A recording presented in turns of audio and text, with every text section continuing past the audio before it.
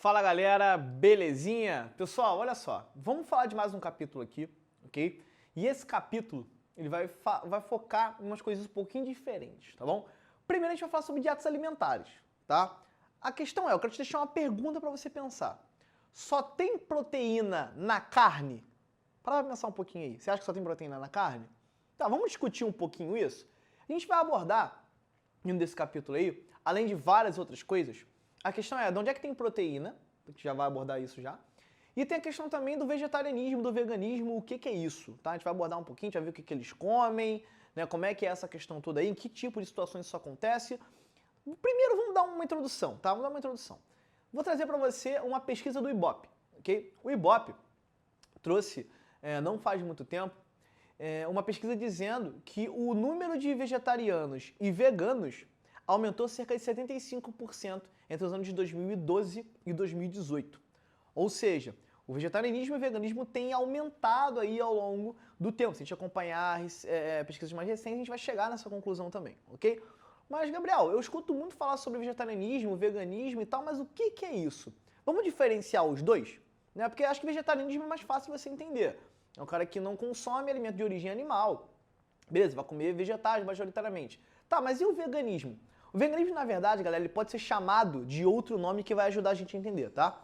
Chamado de vegetarianismo estrito, ok? Como assim vegetarianismo estrito? Vegetarianismo estrito é o cara que ele vai meio que radicalmente cortar qualquer tipo de alimento que tenha algum tipo de relação com animais, ok? Não é só a questão do não comer carne, tá? Não é só isso. O cara que é vegetariano, ele não come carne, ponto. Agora, o cara que é vegetariano, ele vai consumir alimentos de origem animal, como por exemplo leite, como por exemplo mel, como por exemplo derivados do leite, né, como queijo, iogurte, essas coisas. E o cara que é vegano ou vegetariano estrito, ele não consome esses alimentos, tá? Nada que tenha algum tipo de relação com animais vai ser consumido por uma pessoa que se diz vegana ou vegetariana estrita, tá? A questão é, por que o número de pessoas adeptas disso aumentou ao longo do tempo? Tá? A gente tem algumas questões aí. Primeiro, questões éticas, do bem-estar animal mesmo. Tá? Para a gente se alimentar de um animal, nós precisamos fazer com que esse bicho venha a óbito. A gente tem que abater esse bicho, certo? Será que as condições de abate são as ideais? Será que os animais sofrem? Ou será que os animais sofrem pouco? Como é que é esse esquema aí, tá? E a vida desse animal, muitas vezes privada dele conseguir viver as coisas que ele viveria na natureza, por exemplo, muitas vezes você circunda ele em cercados pequenos, você tem administração de hormônios muitas vezes. Cara, tem animais, por exemplo, que nem se sustentam sobre o próprio corpo. Frango, é comum a gente ver frangos de granja, né, que vão para abate, onde eles têm tanto hormônio neles que eles desenvolvem tanta parte muscular que a parte esquelética não suporta o próprio peso. Então, a partir desse tipo de coisa, a partir desse tipo de informações que vão cada vez mais aparecendo, muitas pessoas acabam dando um basta nisso, falando assim, não, eu não vou consumir alimentos que envolvam o sofrimento de outros animais ou que envolvam a morte de outros animais. Eu não vou fazer isso, tá? Eu vou consumir alimentos basicamente de origem vegetal, tá? Então isso tem crescendo muito também por questões éticas. Religião também. Você tem algumas religiões aí que elas se baseiam nessa questão do vegetarianismo e no veganismo, tá? Como, por exemplo, o budismo e o hinduísmo. O hinduísmo, por sua vez, né, acaba ficando famoso pela questão da divindade, né, no formato de uma vaca. As pessoas acabam idolatrando esses animais e aí meio que você consumir a carne deles acaba sendo uma ofensa à divindade que está ali representada, tá? Então as pessoas que tendem a praticar o hinduísmo e o budismo tendem a não consumir alimentos de origem animal, ok? Também é uma questão aí importante. Outra questão é a questão de saúde, tá? A gente sabe que existem alguns problemas, a gente vai falar disso em breve, tá? A gente vai entrar um pouquinho mais nesse assunto, alguns problemas relacionados a uma dieta com consumo excessivo de carne, tá? Então, comer muita carne pode trazer alguns problemas para a saúde da pessoa, tá? Tem gente que só come carne, a gente fala que é uma dieta carnívora, basicamente, isso realmente existe, tá? E isso pode trazer alguns problemas de saúde para essa pessoa. Algumas pessoas têm aberto mão de consumir carne em busca de uma vida mais saudável. Além disso, questões sociais, por causa de uma coisa muito simples e fácil de entender. Carne é caro, ponto. Nem todo mundo tem acesso à carne, nem todo mundo consegue comprar a carne. A carne demanda um poder aquisitivo considerável para você conseguir obter. Na verdade, isso é um resquício lá da Idade Média. Da Idade Média, a gente também tinha essa questão da restrição à carne fresca, ficava com os nobres que caçavam, geralmente por esporte, eles faziam reuniões enormes, banquetes, né? E a partir disso praticavam a caça. Os plebeus, os camponeses, não tinham acesso à carne, e isso permanece até os dias contemporâneos, cara, até agora, porque carne continua sendo algo muito caro. Nesse momento agora que a gente está gravando, agora em 2021, por exemplo, a gente está aí num cenário pandêmico, e isso contribuiu diretamente, o preço da carne está exorbitante, está muito caro. Então a gente está vendo várias notícias aí de mercados que estão vendendo osso para as pessoas poderem fazer sopa. Olha o nível em que a gente chegou. Então carne é algo muito caro. E muitas vezes você abordar uma dieta diferente, que não consista tanto em carne, pode ser um modo de você conseguir manter a alimentação. A pandemia, além dessa questão dos preços, tá, que a gente está comentando aqui, que a carne está muito cara, muito em decorrência da própria pandemia, né, que afetou o planeta inteiro, majoritariamente, basicamente a gente está falando aqui, cara, de pessoas que pararam para pensar um pouco e começaram a buscar alternativas proteicas mais saudáveis. Outras fontes de proteína, proteínas primariamente de origem vegetal.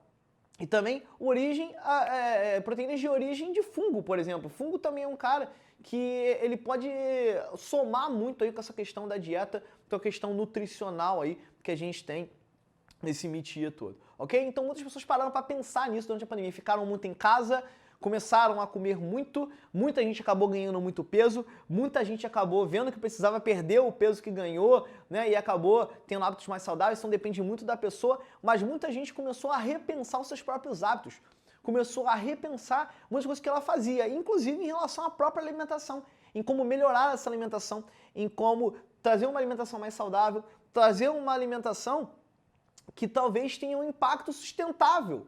Deu para entender? A gente vai falar sobre isso já, mas a questão do impacto sustentável que a gente tem aí é enorme. Você tem um impacto ambiental muito mais grave no consumo e no cultivo de carne do que de plantas. Isso aí é uma coisa que a gente já tem aí, dados estatísticos bem relevantes em relação a isso. Bom, para a gente continuar pensando nisso, cara, você tem um movimento, tá, que foi criado há não muito tempo, que é chamado Meat Free Monday. No caso, traduzindo, é segunda-feira sem carne, ok? É um movimento que ele é apoiado por várias celebridades, inclusive o Paul McCartney, né, ex-Beatle aí, que muita gente conhece, ele apoia esse movimento de um modo claro, e muitas pessoas, inclusive, por gostar dessa celebridade, gostar dessas pessoas, vai aderindo, né? Exemplo, acho que o próprio Leonardo DiCaprio, ele é vegetariano, enfim. Então nós temos aí esse assunto sendo trazido à tona. Então a mídia trazendo isso à tona faz com que pessoas repensem os seus modos, faz com que pessoas repensem a sua alimentação. Isso também contribui significativamente para o aumento de pessoas adeptas desse tipo de dieta, ok? Bom, além disso tudo, cara, vamos pensar de um modo um pouquinho mais direto a questão da pecuária, das consequências dela, tá? Quais são as consequências da pecuária? Vamos pensar em algumas? Primeira, liberação de gases estufa. Isso é um problema, tá? Só lembrando, o efeito estufa, galera, ele é algo que ele é imprescindível para a vida no planeta como a gente conhece, ok? O efeito estufa, ele tem que existir. O efeito estufa, na verdade, é um conjunto de gases, tá, que envolve o nosso planeta, e eles vão manter a temperatura interna do planeta, a temperatura interna na atmosfera do planeta mais agradável. Vamos colocar assim, a temperatura média do planeta é em torno de 17, 16 graus e tal, é mais ou menos por aí, ok? Alguns cientistas calcularam que isso poderia se inverter se não houvesse esses gases.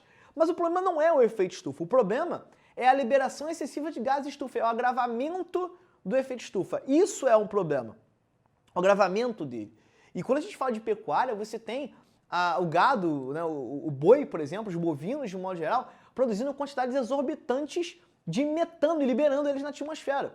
Fala a respiração, né, cara? A gente tem aí quantos rebanhos de milhares de cabeças, centenas de cabeças, liberando gás carbônico e metano o tempo todo na atmosfera. Isso é um problema grave, né? E muitas pessoas, ao pensar nisso, têm revisto os seus conceitos alimentares, tá? Então é uma parada que a gente também não pode, que a gente não pode ignorar em momento nenhum.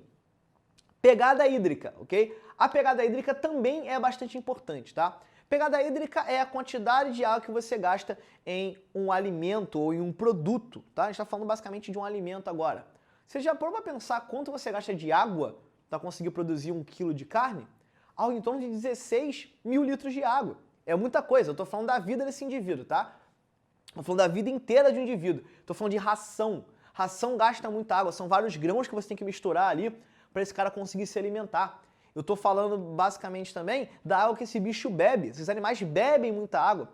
Vários litros de água.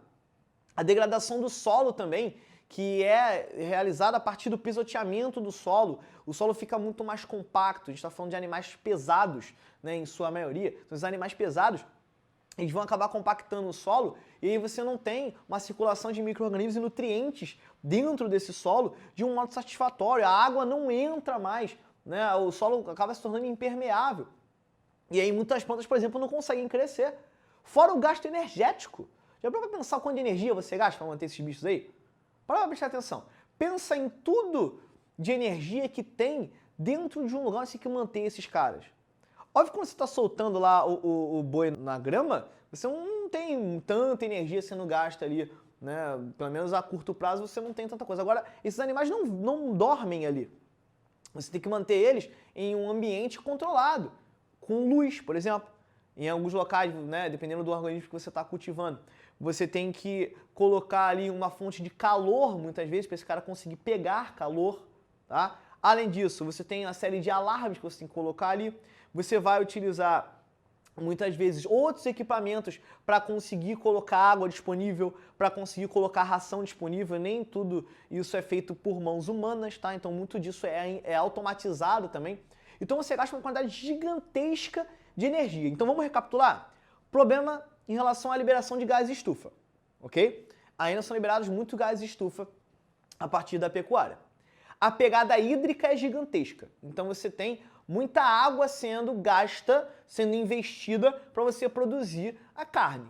A degradação do solo também, né? O pisoteamento, né? Ou até o próprio loteamento para você conseguir colocar uma granja, né? Ou desmatar e queimar para poder colocar pasto.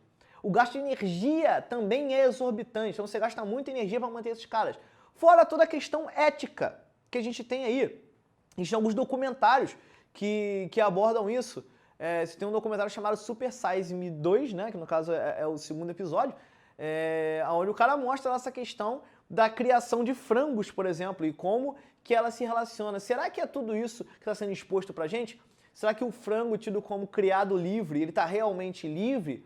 A questão do frango orgânico, será que ele é orgânico mesmo? Vale a pena, dá uma olhada nesse documentário lá, que acho que você vai ter algumas indagações aí importantes, ok? Tá, a pergunta que não quer calar é: o que um vegano / um vegetariano come, já que ele não come carne? Isso aí eu vou te falar daqui a pouquinho. Valeu, galera!